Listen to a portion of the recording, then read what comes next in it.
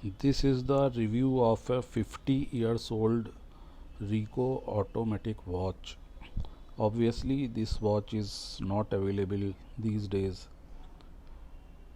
The watch is working perfectly, but as compared to today's watches, the dial is not as beautiful and as attractive.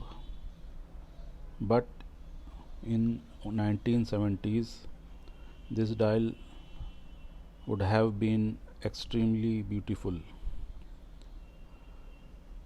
This watch is of interest for the watch collectors and for those people who love mechanical watches.